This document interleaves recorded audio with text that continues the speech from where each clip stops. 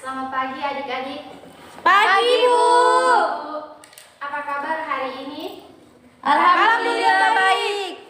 Iya, sebelumnya Ibu meminta kepada adik-adik untuk mengatur tempat duduk senyaman mungkin untuk mengikuti pelajaran kita pada hari ini. Ada yang tahu kita akan belajar pada mata pelajaran apa? Bahasa Indonesia, Bu. Iya. Sebelumnya ketua kelasnya siapa? Saya, Bu. Linda, Bu.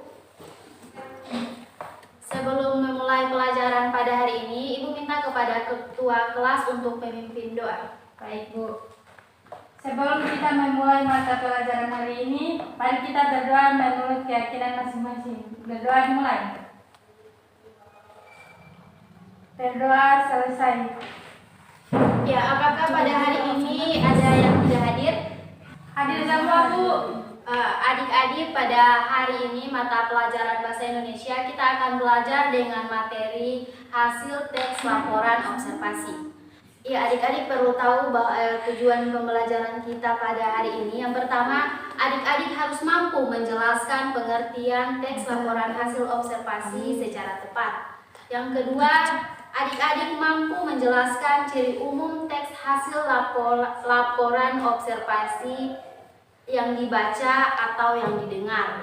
Yang ketiga, adik-adik harus mampu untuk mendaftar kata atau kalimat sebagai teks laporan hasil observasi. Yang keempat, adik-adik harus mampu menentukan gagasan pokok teks hasil laporan observasi. Ya, sebelum kita akan lebih lanjut untuk belajar pada hari ini, Ibu meminta kepada adik-adik untuk memperhatikan apa yang Ibu jelaskan, karena pada akhir materi Ibu akan meminta untuk adik-adik untuk menyimpulkan apa yang kita belajarkan pada hari ini. Ada yang tahu tidak apa itu hasil teks laporan observasi? Saya, Bu. Silakan. Teks laporan hasil observasi adalah teks yang berfungsi untuk memberikan informasi tentang suatu objek atau situasi.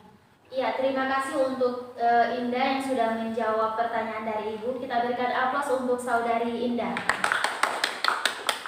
Ya, adapun cakupan materi yang kita akan belajarkan pada hari ini, yang pertama itu apa itu pengertian dari teks laporan hasil observasi, apa itu fungsi teks laporan hasil observasi, apa tujuan dari teks hasil observasi. Selanjutnya kita juga harus mengetahui apa ciri-ciri dari teks laporan hasil observasi, bagaimana langkah-langkah penyusunan dari teks hasil observasi. Iya, adik-adik perlu tahu apa itu pengertian dari teks hasil laporan observasi. Pengertian dari teks laporan hasil observasi adalah teks yang berfungsi untuk memberikan informasi tentang suatu objek atau situasi. Setelah diadakan penelitian secara sistematis, teks laporan hasil observasi menghadirkan informasi tentang suatu teks apa adanya, lalu dikelompokkan dan dianalisis secara sistematis sehingga dapat menjelaskan satu hal secara rinci dan dari sudut pandang keilmuan. Ya, sampai sini adik-adik paham? Paham, Bu. Ya, setelah kita mengetahui apa itu pengertian dari teks hasil observasi, kita harus mengetahui juga apa itu fungsi dari teks hasil laporan observasi. Fungsi yang dimaksud adalah untuk memberikan atau menjelaskan suatu kegiatan yang dilakukan, hasil observasi terhadap suatu objek juga dapat berfungsi untuk memberikan pihak berwenang atau terkait suatu informasi. Nah, setelah Ibu berikan fungsi, maka Ibu juga akan memberikan contoh dari teks hasil laporan observasi. Contohnya itu kerusakan lingkungan. Selain itu banyak juga teks laporan hasil observasi yang dapat dijadikan bahan informasi untuk berbagai kepentingan.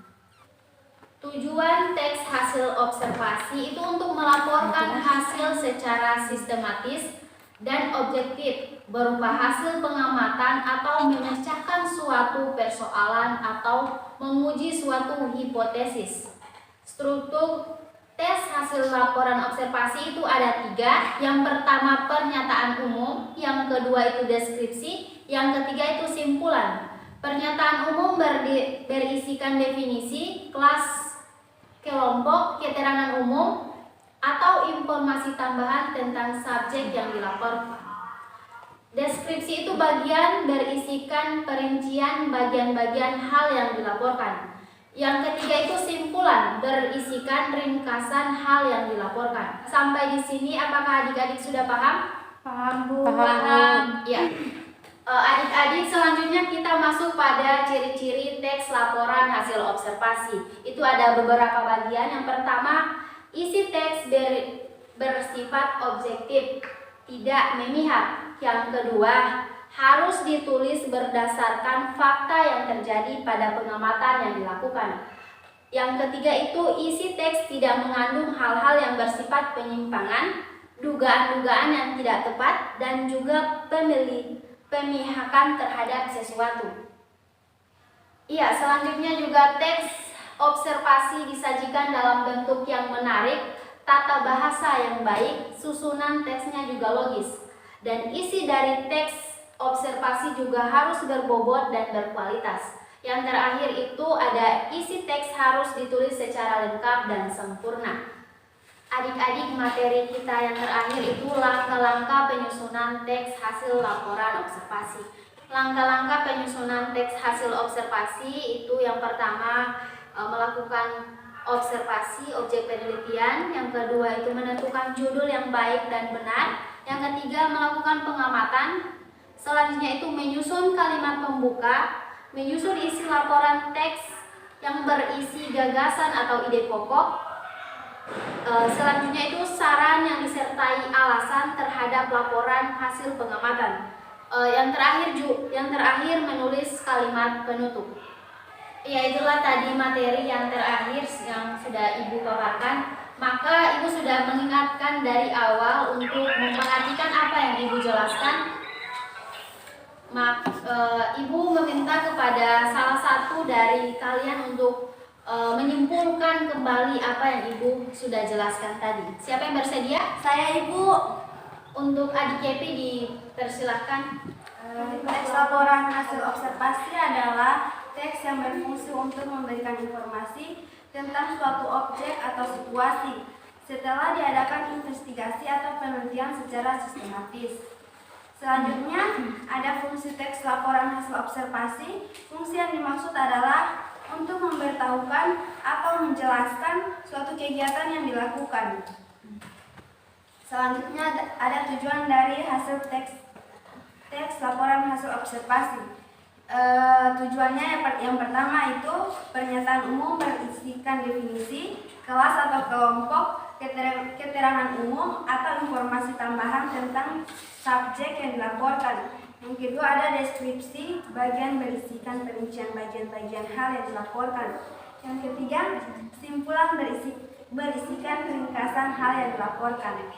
Selanjutnya ada ciri-ciri teks laporan hasil observasi.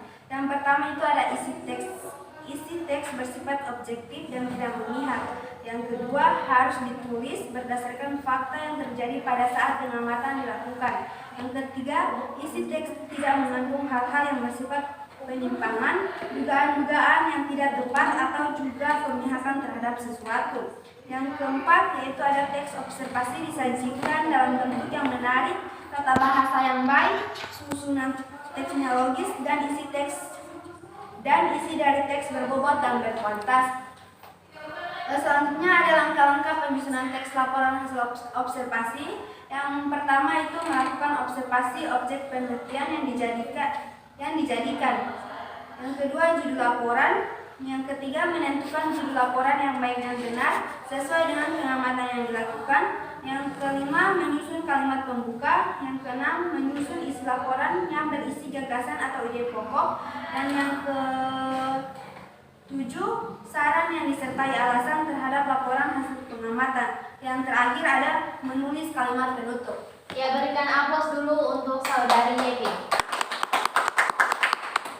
Karena Saudari Yepi sudah mampu menyimpulkan pelajaran kita pada kali ini, maka untuk kesempatan atau pertemuan berikutnya Ibu akan memberikan tugas kalian. Jadi jangan lupa dikerjakan pada halaman 111. Dia pada bagian A dan B.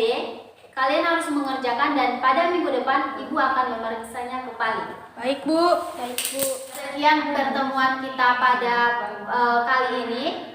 Sampai berjumpa pada pertemuan minggu depan. Apabila ada salah kata dari Ibu mohon maaf ya, karena kesempurnaan juga hanya milik Allah. Assalamualaikum warahmatullahi wabarakatuh. Waalaikumsalam warahmatullahi wabarakatuh.